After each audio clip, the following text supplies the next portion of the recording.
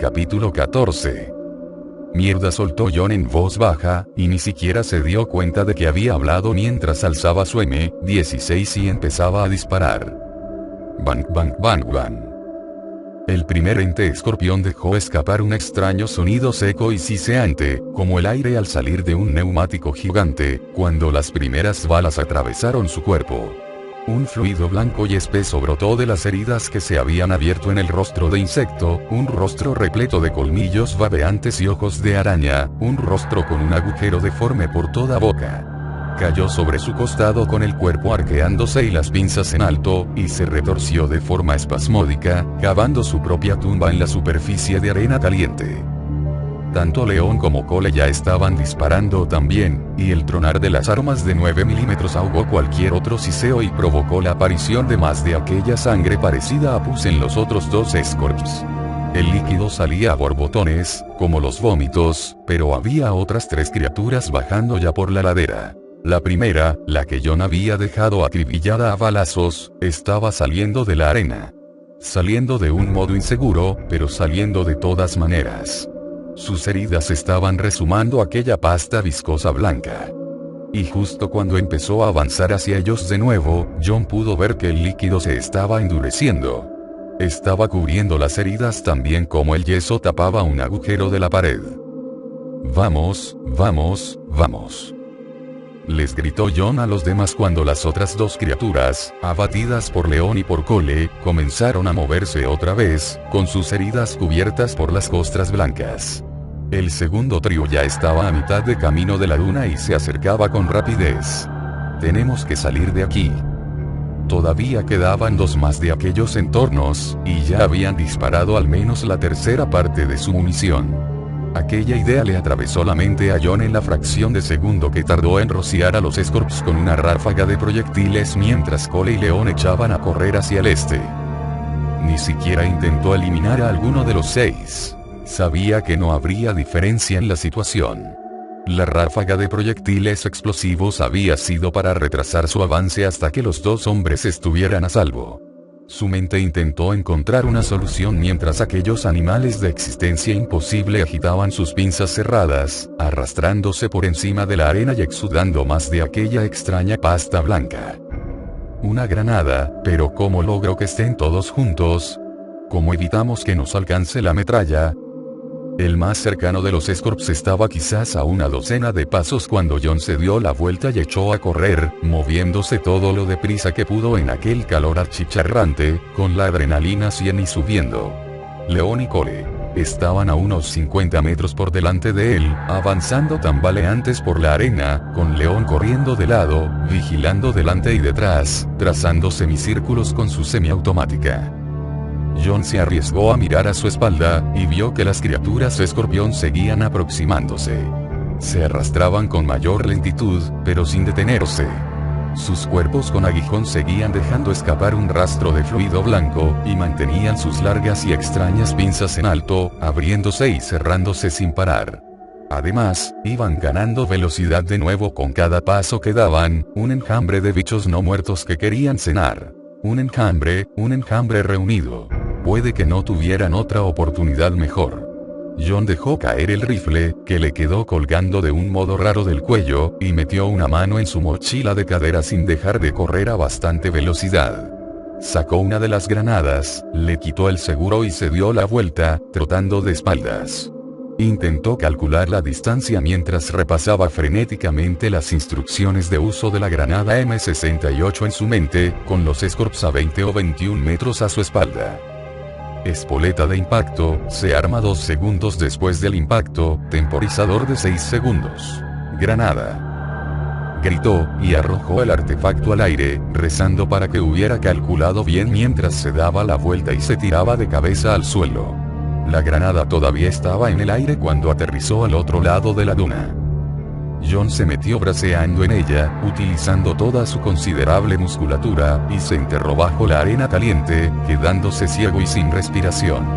Hacía más fresco bajo la superficie, y las oleadas de partículas de arena se aplastaron contra su cara e intentaron meterse en su boca y en su nariz, pero no pudo pensar en otra cosa que no fuera meter las piernas bajo la superficie y en lo que los fragmentos de metal de la explosión podían hacerle a la carne humana. Dio una última y desesperada patada y... ¡boom! Se produjo un tremendo movimiento a su alrededor, y sintió una presión brutal contra la pared de arena que le cubría y contra él mismo. El peso de su refugio sobre su espalda aumentó enormemente, obligándole a vaciar el aire de sus pulmones. Le hizo falta toda su fuerza para levantar una mano y poder taparse la boca con ella para así lograr respirar de forma entrecortada. Comenzó a abrirse paso hasta la superficie, retorciéndose y dando patadas. León, consiguieron ponerse a cubierto a tiempo, ha funcionado. Luchó contra las corrientes de gránulos pulidos que seguían bajando por la ladera, e inspiró profundamente antes de utilizar las dos manos para apartar la pesada arena. Salió en pocos segundos, chorreando granos por todos lados y con los irritados ojos, llorosos. Se los limpió con una mano y empuñó el M16 de nuevo mientras miraba a su alrededor en busca de la amenaza que ya no era una amenaza. La granada debió caer justo delante de ellos. De los 6 escorpiones mutantes que les habían estado persiguiendo, 4 estaban hechos pedazos. John vio una pinza que todavía se abría y cerraba de forma espasmódica en mitad de un charco de la sustancia blanca, una cola con el aguijón todavía en su extremo sobresaliendo de un lado de la duna, una pata, otra pata. El resto era irreconocible, tan solo se trataba de grandes trozos de carne húmeda esparcidos en un amplio semicírculo irregular. Los 2 Scorps situados en la retaguardia del enjambre todavía estaban vivos y casi enteros, pero estaba claro que no se iban a levantar de nuevo. Sus cuerpos estaban casi intactos, pero sus ojos y su boca, las extrañas mandíbulas, los rostros, habían desaparecido. De hecho, han quedado hechos polvo. No hay cantidad suficiente de esa mierda blanca que pueda tapar eso. John se giró y vio a León y a Cole caminar hacia donde él estaba, con una expresión de asombro en ambas caras. John se permitió sentir un momento de orgullo absoluto y completo mientras los miraba acercarse. Había estado genial, en el cálculo de tiempo, en la puntería, en todo. Bueno, el verdadero soldado no recibe felicitaciones por el trabajo bien hecho. Le es suficiente saberlo. Para cuando llegaron hasta su altura, ya tenía otra vez los pies en el suelo. Pensar en la situación en la que se encontraban fue suficiente. Estaban en mitad de un terreno de pruebas de unos maníacos en el que estaban metidos por culpa de un loco de Umbrella. Su equipo se encontraba dividido y separado, disponían de una munición limitada y no tenían un modo claro de salir de allí. Muy bien, pero estás jodido. Darte palmaditas en la espalda es tan útil como darle aspirina a un muerto. No sirve de nada. Aún así, al ver la débil esperanza que se reflejaba en los rostros sudorosos y acalorados de los otros 2 compañeros, la esperanza podía ser falsa, pero muy pocas veces era algo malo. Todavía puede que haya más de esos bichos, dijo mientras limpiaba de arena el M16. Vámonos de aquí. Clic, clic, clic, clic.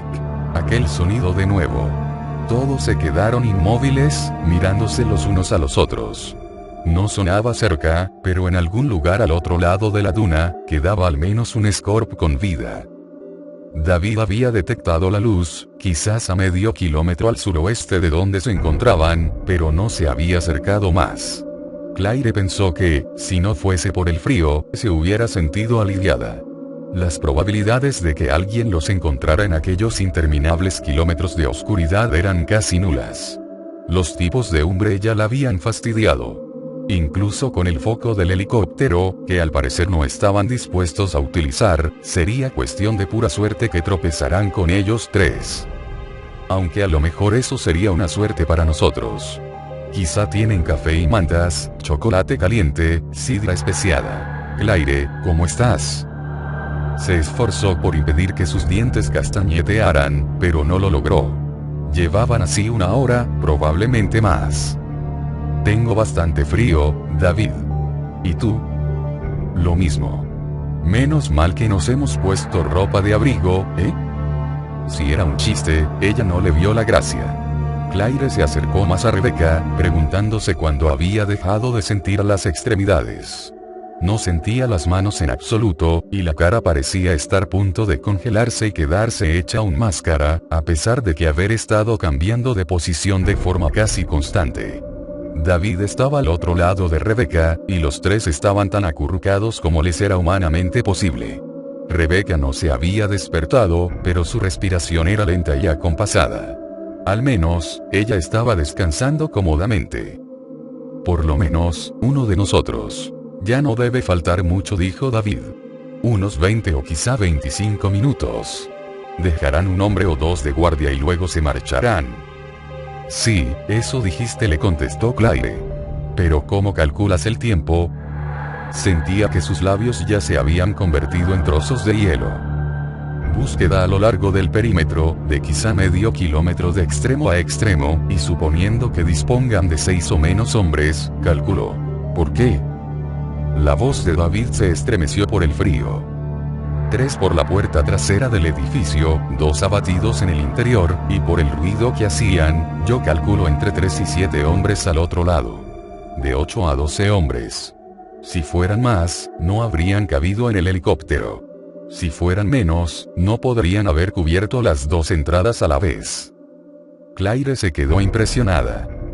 Entonces, ¿por qué de 20 a 25 minutos? Como ya he dicho, cubrirán una cierta distancia alrededor del complejo antes de abandonar la búsqueda. Por el tamaño del complejo, entre medio y 1 kilómetro, y se calcula cuánto tarda un hombre en recorrer la cuarta parte de esa distancia. Vimos la luz hace más o menos 1 hora, y puesto que lo más probable es que cada uno hubiera tomado una dirección y buscara en ese sector únicamente bueno, pues de 20 a 25 minutos. Eso incluye el tiempo que tardarán en revisar la furgoneta. Ese es mi cálculo. Claire sintió como sus labios helados intentaban sonreír.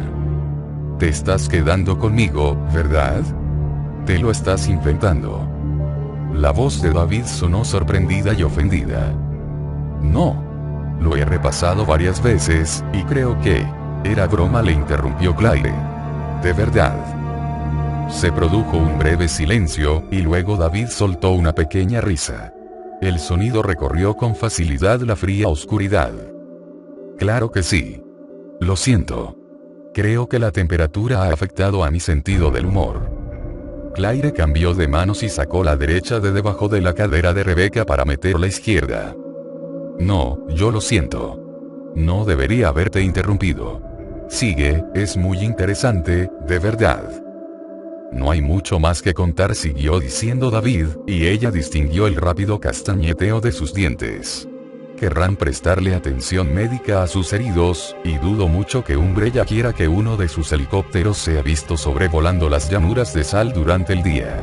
Dejarán una guardia y se marcharán. Le oyó cambiar de posición, y sintió como el cuerpo de Rebeca se movía cuando él cambió de postura.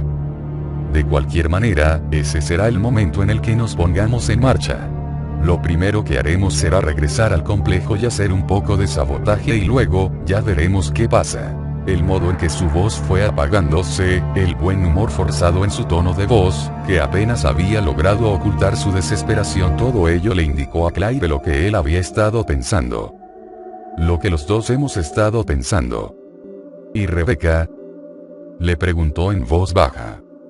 No podían dejarla allí, se congelaría, e intentar infiltrarse de nuevo en el complejo de edificios, intentar anular a 2 hombres armados mientras llevaban a cuestas una mujer inconsciente. No lo sé, dijo David.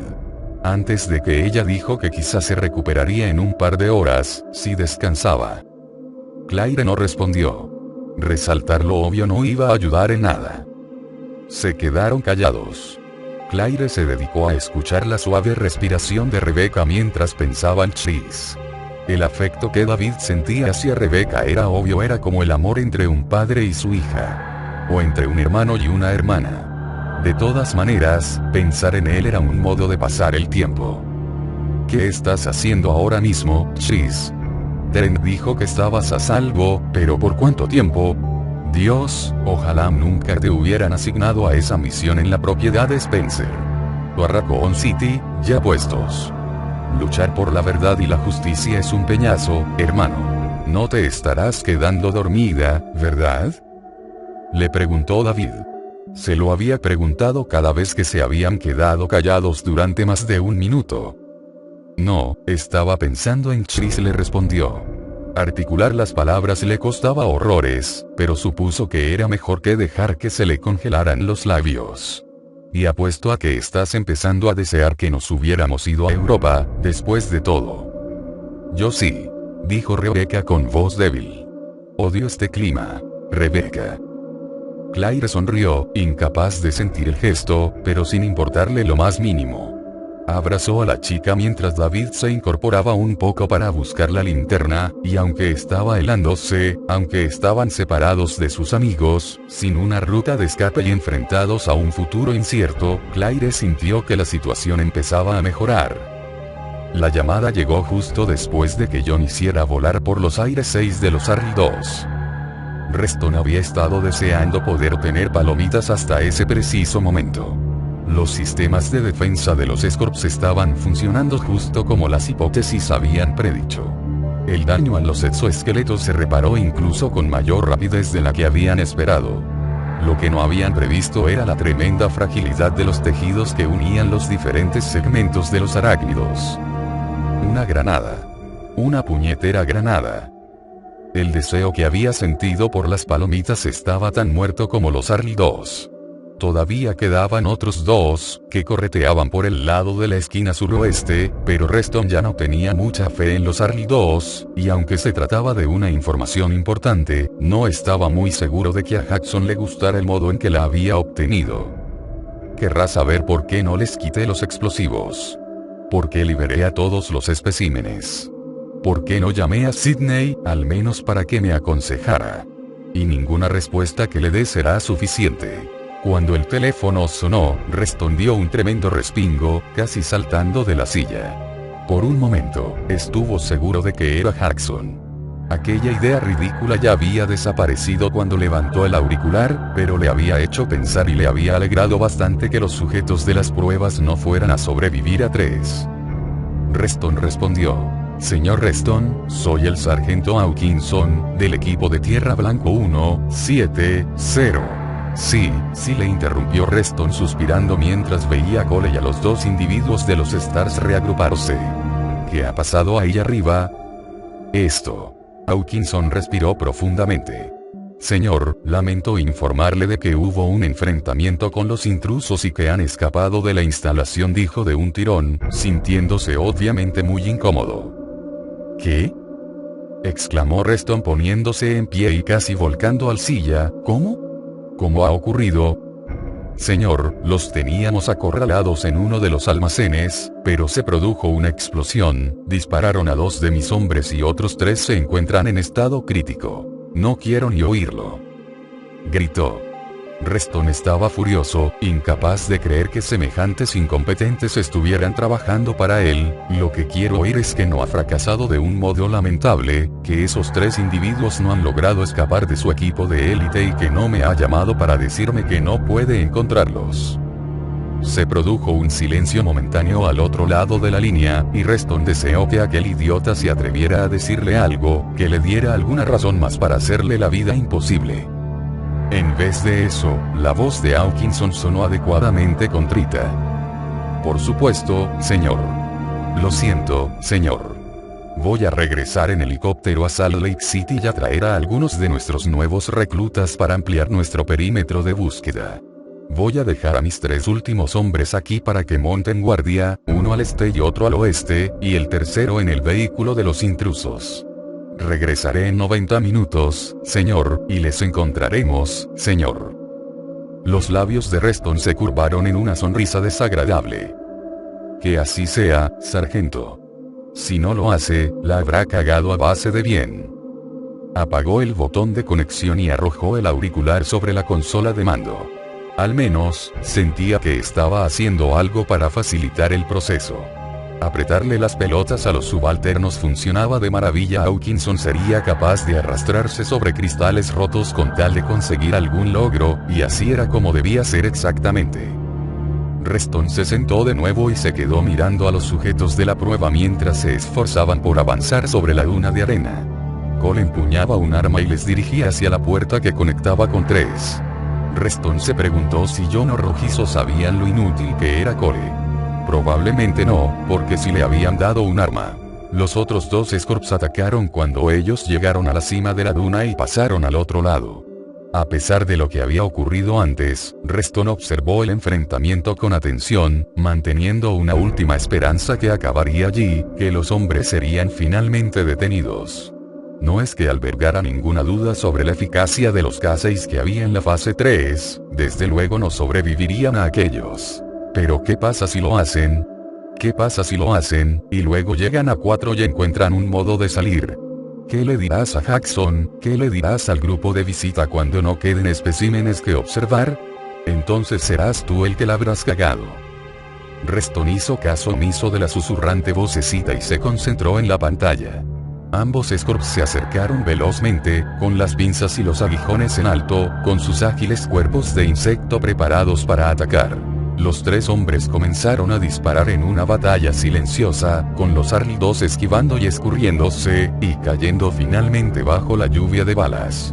Reston había cerrado las manos hasta convertirlas en puños, aunque no se dio cuenta su atención estaba centrada por completo en los Scorps abatidos, esperando que se recuperaran a tiempo para atacar a los hombres antes de que llegaran a la puerta, solo que John y Rojizo avanzaron hacia los animales, apuntándoles con sus armas y disparándoles a los ojos. Lo hicieron de modo rápido y eficaz, y aunque los 2 Scorps ya se estaban moviendo para cuando los hombres se dirigieron hacia la puerta, las criaturas, cegadas, solo podían dar vueltas por la arena.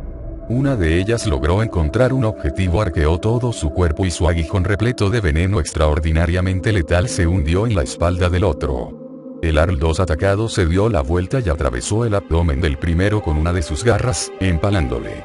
Se retorció débilmente, vivo, pero incapaz de moverse o de ver, moribundo, a su hermano muerto. Reston sacudió la cabeza lentamente, disgustado por la pérdida de tiempo y de dinero, por los millones de dólares y de horas de investigación que se habían invertido en el desarrollo de los habitantes de las fases 1 y 2. Y Jackson querrá sin duda esa información. En cuanto los sujetos de las pruebas estén muertos y sus amigos sean capturados, podré poner las cosas en su sitio. Durante la visita de algunos de nuestros patrocinadores, una actuación tan mala de nuestros especímenes estrella habría sido un revés importante. Mejor haberlo sabido ahora. Sí, podría salirse con la suya. Rojizo estaba abriendo la puerta que les llevaría hasta la fase 3. A menos que tuvieran una caja llena de granadas, estarían muertos en cuestión de minutos. Reston respiró profundamente, recordando quién tenía el control de la situación, quién estaba al mando. Hawkinson se encargaría de la situación en la superficie, Jackson se sentiría satisfecho, y los 3 mosqueteros estaban a punto de ser cegados, pisoteados y devorados. No había nada por lo que preocuparse.